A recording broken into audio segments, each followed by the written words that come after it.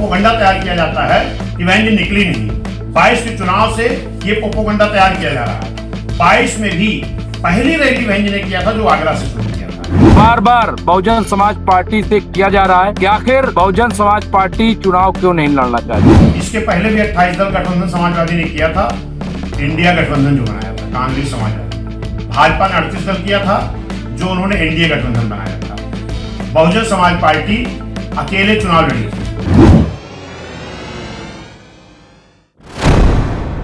आदाब, मैं मुमताज आलम रिजवी और इस वक्त मैं बात करूंगा उत्तर प्रदेश की और बहुजन समाज पार्टी की। जिस तरह की खबरें हैं कि अब चुनाव उत्तर प्रदेश में बहुत तेजी से तैयार हो रहा है, पूरा माहौल बन रहा है और एक सवाल बार बार बहुजन समाज पार्टी से किया जा रहा है कि आखिर बहुजन समाज पार्टी चुनाव क्यों नहीं लड़ना चाहती। आदरणीय बहन मायावती जो है वो क्यों प्रदेश के बीएसपी के सदर विश्वनाथ पाल जी जो लगातार उत्तर प्रदेश में दौरा कर रहे हैं और उनकी पूरी टीम 18 मंडल में जो मंडल के अध्यक्ष हैं वो सब लगातार काम कर रहे हैं और बूथ लेवल पे मीटिंगें कर रहे हैं और यही नहीं बल्कि मीडिया के सवालों का जवाब भी दे रहे हैं। ये तमाम और कई तरह के सवाल सामने आ रहे हैं। देखिए, एक बात तय हो गई है कि इस बार बहुजन समाज पार्टी हुकूमत में आ रही और ये न सिर्फ ये कि बीएसपी के लोग कह रहे हैं बल्कि दूसरी पार्टियों में भी काफी घबराहट है। अभी जब हम आपके साथ जुड़े हुए हैं, क्योंकि हम खुद विश्वनाथ पाल जी के साथ हैं और लगातार दौरा कर रहे हैं, इलाहाबाद में बड़ी मीटिंग हुई, उसके बाद कौशाम्बी जो बगल में है वहां पे हम मीटिंग देख रहे हैं और इसके साथ ही साथ हम देख रहे हैं कि अब फतेहपुर के बाद और लगातार प्रतापगढ़ हो तमाम। इस दौरान मीडिया के लोगों ने विश्वनाथ पाल जी से बातचीत भी की है। पहले आइए सुन लेते हैं कि आखिर मीडिया के सवालों का कैसे उन्होंने जवाब दिया और क्या बताया। सुनिए जरा विश्वनाथ पाल जी ने क्या कहा। जनता इस बार आप पर भरोसा क्यों करे? लगातार बसपा जो भी किया है अब आगे आपको पूरा अच्छा करके दिखाएगा और इसके लिए अगर आपको यकीन ना हो रहा हो तो 2007 से 12 तक बीएसपी की सरकार थी। 12 के चुनाव में भारतीय जनता पार्टी की स्थिति 90% सीटों पर 4000, 6000, 8000, 10000 थी। इसके लिए कुछ सीटों का मैं नाम भी बता देता हूँ।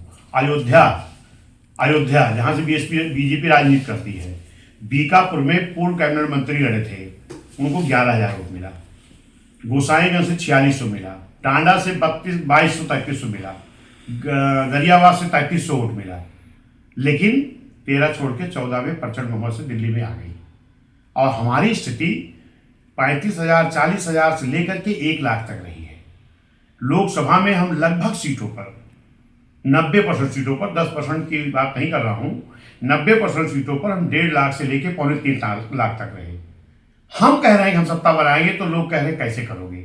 लेकिन जो भाजपा की हैसियत 4000, 6000 थी 12 में, वो 13 छोड़ 14 में प्रचंड बहुमत दिल्ली में बैठ गए जब यूपी में अखिलेश भैया बैठे थे और फिर 17 में भी आ गए और तब से वो जाने का नाम नहीं ले रहे हैं। अगर उनकी विदाई कोई करेगा तो बहुजन समाज पार्टी वही करेगी। आकाश आनंद को पहले बड़ी जिम्मेदारी मिली, फिर उनकी भूमिका बदली गई और अब फिर सक्रिय है। पार्टी का अंतिम फैसला क्या होगा? बहुजन समाज पार्टी की राष्ट्रीय अध्यक्ष माननीय बहन जी हम सबकी नेता हैं। बहन जी पूरे बहुजन समाज को और पूरे देश को अपना परिवार समझती हैं। बहन जी ने अलग से कोई अपना परिवार नहीं बसाया है। उस कड़ी में तमाम लोग निकाले गए, वापस आए। आकाश भाई भी कोई परिस्थिति रही, निकाले गए, बाहर आए, अब आए हैं, हमारे राष्ट्रीय संयोजक हैं और लगातार पूरे राष्ट्र में बड़ी मेहनत कर रहे हैं और हर समाज का जो युवा है वो अपना आई कान मानता है, उनके साथ चलने को तैयार है। असदुद्दीन ओवैसी ने समाजवादी पार्टी से गठबंधन की बात कही, इस पर क्या कहना है? इसके पहले भी 28 दल गठबंधन समाजवादी ने किया था, इंडिया गठबंधन जो बनाया था कांग्रेस समाजवादी। भाजपा ने 38 दल किया था जो उन्होंने एनडीए गठबंधन बनाया था। बहुजन समाज पार्टी अकेले चुनाव लड़ी थी 2007 में भी और बिना जनता के गठबंधन के बिना दलों का गठबंधन के जनता का गठबंधन करके सरकार बनाई थी। और फिर इस चुनाव में हम दलों का नहीं जनता का गठबंधन तैयार करके सरकार बनाने का काम करेंगे। क्या बहन मायावती पूरे प्रदेश में चुनाव प्रचार करेंगे या इस बार प्रचार की कमान आकाश आनंद को संभालेंगे? देंगी। कब बहन जी ने नहीं किया था? कोई चुनाव बता दो जब बहन जी ने ना किया हो। खाली ये पोपोगंडा तैयार किया जाता है कि बहन जी निकली नहीं। 22 के चुनाव से ये पोपोगंडा तैयार किया जा रहा है। 22 में भी पहली रैली बहन जी ने किया था जो आगरा से शुरू किया था, और 18 मंडल में 18 रैली बहन जी ने किया था, लेकिन एक पोपोगंडा तैयार कर दिया गया, बहन जी नहीं निकल रही। अभी लोकसभा के चुनाव में आपके इसी जिले में रैली हुई, बहन जी आई, प्रतापगढ़ बहन जी आई, सुल्तानपुर बहन जी आई, बस्ती बहन जी आई, लगातार बहन जी ने रैली किया। लेकिन ये जो एक साजिश के तहत प्लानिंग की जाती है, ये गलत है। दिल्ली के जंतर मंतर में धरना कर रहे लोगों को सांसद कंगना रनौत ने कहा है कि ये गटर जनरेशन है और कचरा है। अब ये क्यों कहें, उनसे पूछो उनके मन में क्या है, मैं क्या जानूं? उनकी मानसिकता में क्या है, मैं क्या जानूं? ये उन्हें से पूछो ना जिन लोगों ने ऐसी बात बोली है। हमारी नेता ने बोला, हमारी बहन जी ने बोला कि जिन भी छात्रों पर लाठी चार्ज हुई है, लाठी मारने वालों को चिन्हित किया जाए, उनको दंडित किया जाए, और जो फर्जी मुकदमे छात्रों पर लादे गए हैं वो मुकदमे वापस किए जाए। ये हमारी नेता ने ट्वीट करके बोला, मैं वो बता सकता हूं। कंगना रनौत ने क्या बोला ये उनसे पूछिएगा। जवाहर यूनिवर्सिटी पे भी बहन जी का एक ट्वीट आया है।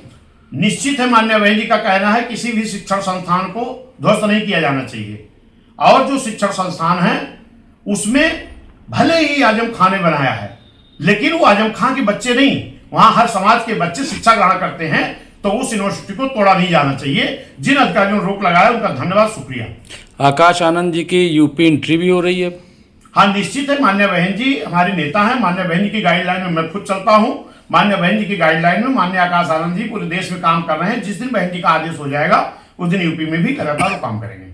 तो सुना आपने, ये उत्तर प्रदेश बीएसपी के सदर हैं, अध्यक्ष हैं, लगातार दौरे कर रहे हैं, और इनकी बातों से आप अंदाजा लगा सकते हैं कि दूसरी पार्टियां कहां खड़ी हैं।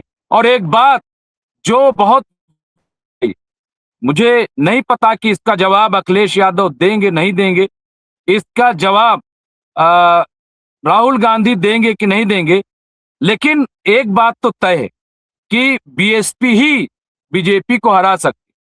दूसरी जो बहुत इंपॉर्टेंट बात कही है समाजवादी के लिए, वो भी गौरतलब है और उसे सोचना चाहिए, खास तौर से जो माइनॉरिटी के लोग हैं, कि जब जब बीजेपी आई है तो उसके लिए जमीन तैयार समाजवादी पार्टी ने, जैसा कि अभी विश्वनाथ पाल जी ने कहा कि 2007 से पहले और 2012 तक जब सरकार थी बहुजन समाज पार्टी की और बहन कुमारी मायावती जी मुख्यमंत्री थी, उस वक्त बीजेपी की क्या हैसियत थी आप उठा करके देख लीजिए।